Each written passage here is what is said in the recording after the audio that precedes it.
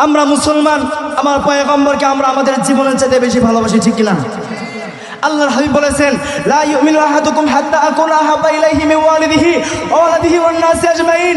তোমাদের মধ্যে প্রকৃত মুমিন ততক্ষণ পর্যন্ত কেউ হতে পারবে না যতক্ষণ পর্যন্ত তোমাদের পিতা মাতা সন্তান সন্ততি নিজের জীবন ধন সম্পদ যা কিছু আছে সবচেয়ে তাই মুহাম্মদুর রাসূলুল্লাহ সাল্লাল্লাহু আলাইহি সাল্লামকে বেশি ভালো না বাসবে।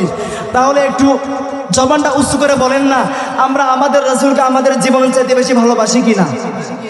আরো জোরে বলেন না, বাসি কিনা?